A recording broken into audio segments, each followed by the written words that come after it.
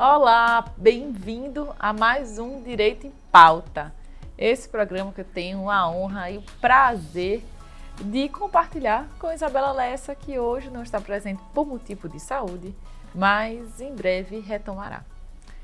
Enquanto Bela não está, eu estou aqui nos estúdios da ESA com duas brilhantes advogadas da área criminal. E outra, melhor ainda, né? Duas mulheres na área predominantemente masculinas e jovens advocacias. Exatamente.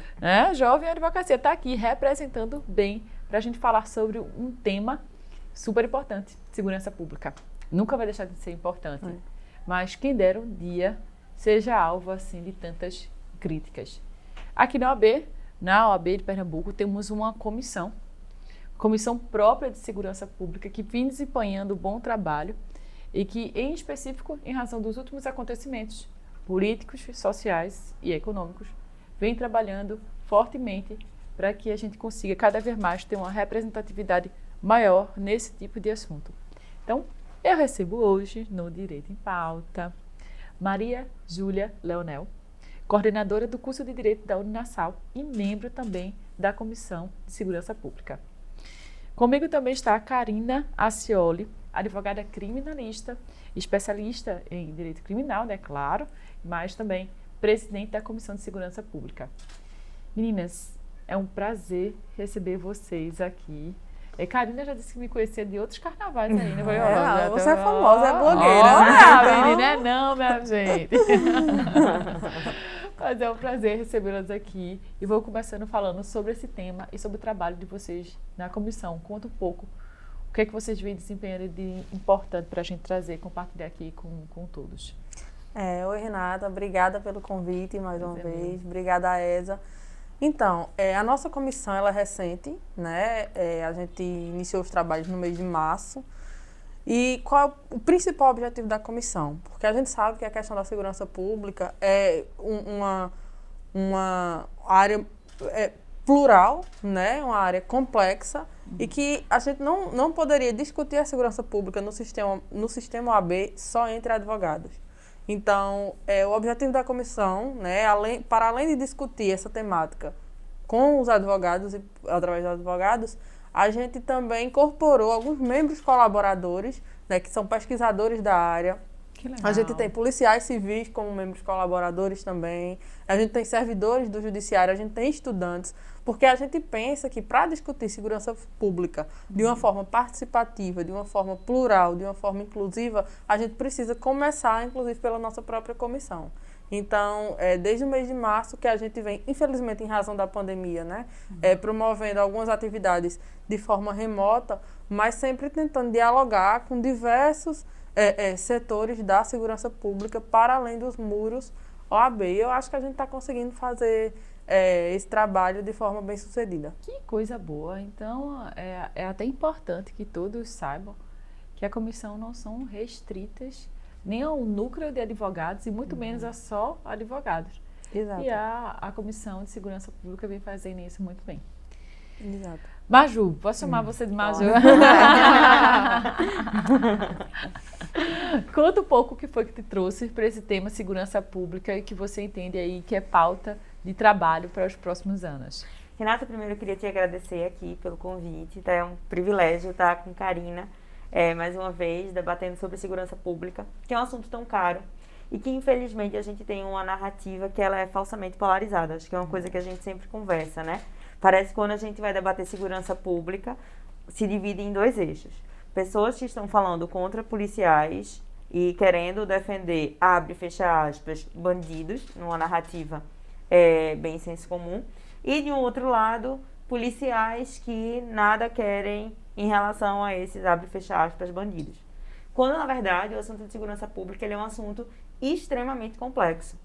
E a comissão, por esta razão também, ela compreende que ela deve ser composta de de pessoas de funções diferentes, em decorrência desse tema, ele exigir pontos de vista diferentes, né? A segurança pública nada mais é do que uma forma da sociedade civil se organizar de maneira harmônica, né? Então, quando a gente vai discutir segurança pública, não é somente sobre polícia, não é somente sobre direitos humanos, é a gente pensar como a gente pode ter uma organização social pautada numa Constituição Federal que de fato seja harmônica, que de fato a gente consiga diminuir a violência. E aí, uma das grandes funções da Comissão de Segurança Pública, óbvio que vão ter pautas que são pautas cotidianas, né, de algo que acontece, mas tem pautas que são a própria causa da comissão, né? Que é a gente debater como nós podemos pensar uma segurança pública sem a superficialidade do debate, né? Sem as superficialidades das narrativas, das falsas polarizações, mas pegando a sociedade civil organizada, pesquisadores e pesquisadoras, policiais, movimento social, como é que a gente pode pensar uma segurança pública que de fato contemple a sociedade, né? Que é o principal aí alvo disso tudo. Então, a gente vem trabalhando bem nessa linha na comissão. Perfeito. Karina, fala um pouco. Recentemente a gente teve um incidente político, social, econômico, enfim, muito representativo, e que a comissão acabou de atuar diretamente nesse ponto em específico. Conta um pouco pra gente e compartilha qual o trabalho que a comissão vem desenvolvendo. Então, a gente está falando do que aconteceu no dia 29 de maio, aqui em Recife, né, diante de alguns protestos que a gente teve.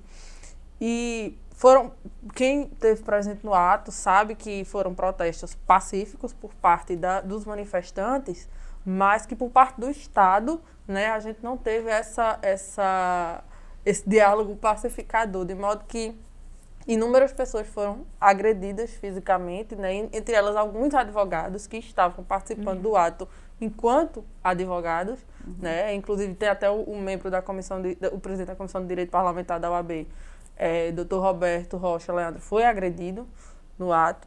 E aí a gente, enquanto Comissão de Segurança Pública, que não pode ficar alheia a essas questões, né, porque, como Maria Júlia falou agora, a segurança pública que a gente defende, o modelo de segurança pública que a gente defende, que a gente acredita, Renata, é uma Constituição Pública, uma segurança pública que siga aquele que está na Constituição Federal. A gente não está pedindo, a gente não luta por nada além disso. Então, diante do que aconteceu no dia 29 de maio, a gente, junto com a Comissão de Advocacia Popular, daqui da OAB, a gente tomou uma série de medidas, né? A princípio, a gente se manifestou publicamente nas redes sociais e eu fico até incomodada de falar sobre isso, porque foi uma época que a gente, enquanto comissão, a gente foi muito hostilizado, porque a gente pediu para que as pessoas que estiveram presentes no ato enviassem imagens e filmagens das agressões, das violências policiais, até para poder a gente se posicionar de uma forma coerente, né? E, a partir disso, chegaram até nós, né, no nosso perfil pessoal, intimidações de policiais que não representam a categoria policial, diga-se de passagem, né, que é uma categoria, é uma instituição séria, né?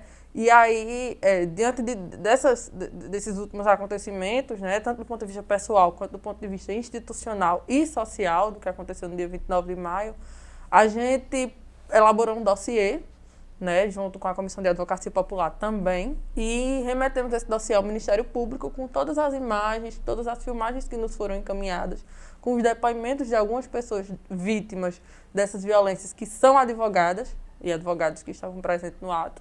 E agora a gente vai esperar as cenas dos próximos capítulos para ver, né, como é que o Ministério Público vai se posicionar a partir dessas denúncias que a gente formalizou no dossiê. Mas a gente segue atuante, né? A gente segue fiscalizando também o trabalho do Ministério Público nesse sentido, para que a gente para que não fique impune o que aconteceu, porque não foi uma violência só contra a advocacia, nem só contra os manifestantes, foi uma violência contra o Estado democrático de direito, né? Isso é muito sério, a gente não pode deixar passar. E Renata, ela, por ser uma pessoa muito elegante, né? Ela usou uma palavra elegante, né? Um incidente. Incidente, né? Foi uma palavra extremamente amena e elegante. Sutil. Mas eu vou só queria comentar um pouco sobre isso. é que, na realidade, o que a gente percebe, Renata, é que isso faz parte de uma política de Estado, né? Uma política de governo. Obviamente, aqui, o governo do Estado de Pernambuco, aparentemente, ele se polariza com o governo federal, que levanta, né, esse discurso de que as manifestações contrárias ao governo, elas são manifestações de cunho comunista e por aí vai. E tiveram postagens que nós identificamos no Twitter, enfim, de policiais colocando nessas redes sociais que iam acabar com os comunistas. Então, assim, óbvio que não houve nenhum tipo de investigação em relação a isso. Pode ser que, de fato, sejam fake, por exemplo, não tem nem como a gente afirmar isso. Mas eu queria trazer esses elementos porque o que aconteceu aqui em Recife e o que vem acontecendo no Brasil com as desocupações populares assim, extremamente violentas, no meio de uma pandemia, quando já foi decidido em juízo que não pode ter esse tipo de atitude, quando a gente tem a morte cada vez mais intensificada da população negra, né, da juventude negra, sobretudo nas periferias, isso tudo se soma em uma política de Estado, né? Uma política de Estado que é uma política de Estado higienista, uma política de Estado que é muito bem articulada. É muito importante que a gente não pense isso como sendo um devaneio. A polícia agiu de forma desordenada, a polícia agiu de forma... Não, existia uma ordem, né? Existe uma ordem direta de quem está acima e manda essa polícia ir para a rua e a forma que se direciona a atuação da polícia. Então, existe uma ordem direta, mas também existe uma ordem indireta, uma ordem federal, na qual a todo momento, né, se nega os direitos humanos, na qual a todo momento se nega a ordem democrática do Estado de Direito. Então, o que acontece em Recife é um reflexo do que vem acontecendo no Brasil, né, que infelizmente a gente vem enfrentando aí toda essa questão que, no final das contas, né, se resume à segurança pública. A segurança pública hoje, ela é uma pauta que tem, né, seus recortes transversais de economia, de raça, de classe, de gênero. Então, assim, quando a gente está falando sobre tudo isso, a gente está falando sobre segurança pública. E tudo isso se organiza, tudo isso se processa de maneira organizada, uma maneira organizada sistêmica, existe uma estrutura que opera essa segurança pública dessa forma. E, infelizmente, quem está aqui, né, tentando fazer algum tipo de diálogo mais aberto, tem a fala reduzida, isso é direitos humanos, então isso não importa. Quando as pessoas mal sabem, né, o que é direitos humanos, assim, porque sem direitos humanos a gente nem conseguiria estar no Estado democrático, mas enfim. E aí, pegando um gancho no que Maju falou, que foi muito importante, a gente vive, Renata, um momento em que é muito difícil, né, a gente levantar a bandeira da segurança pública de forma honesta. Por quê?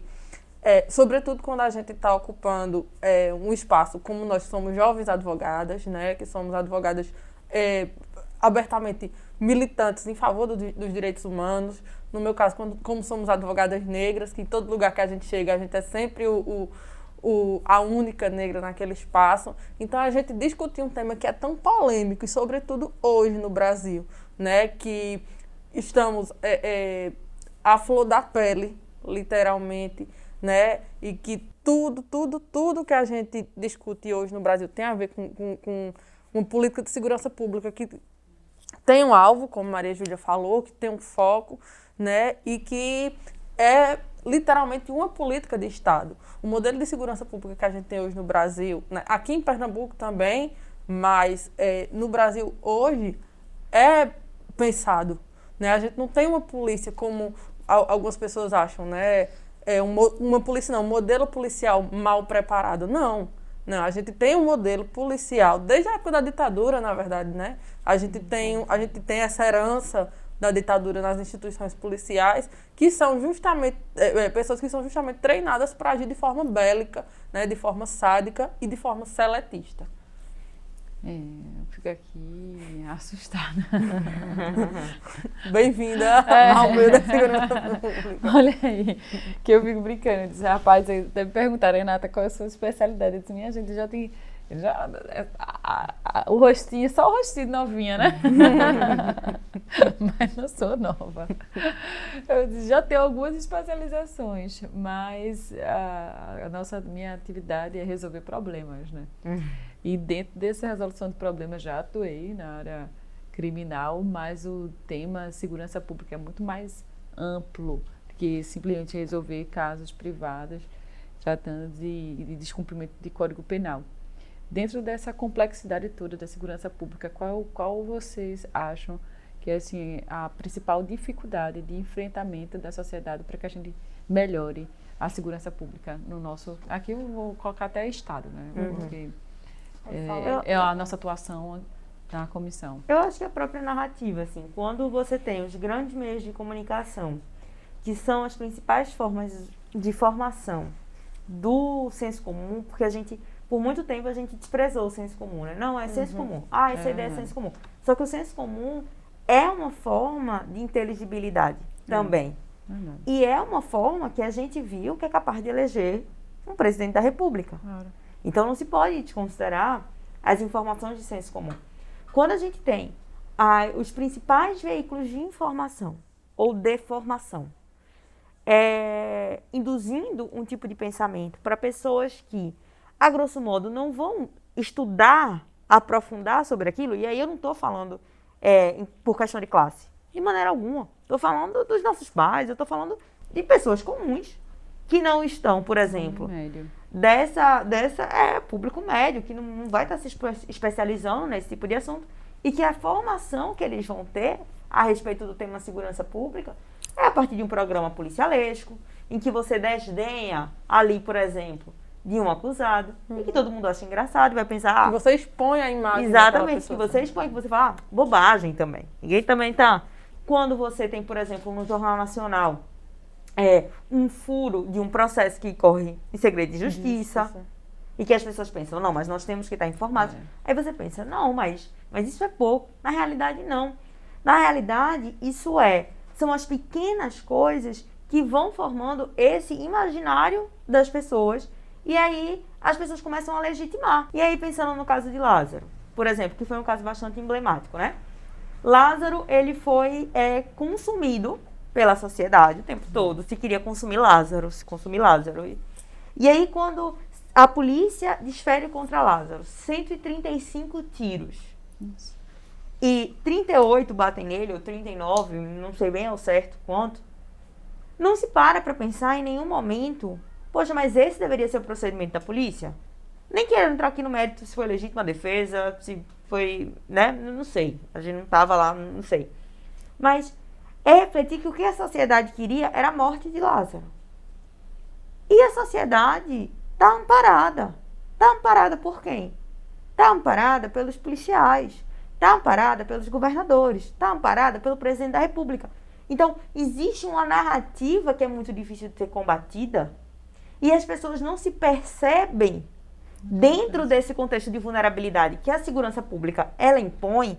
Porque, quando eu falo de segurança pública, Renata, eu, você, Karina, que de certa forma estamos aí numa classe social em que a polícia não invade a nossa casa, a gente não é tão afetada pela segurança pública. Até que a gente for pensar no espectro mais de gênero, né, numa questão, sei lá, de estupro, nós não somos tão afetadas dentro desse contexto. Por quê? Porque a gente, de certa forma, se blinda de outros instrumentos que não o Estado.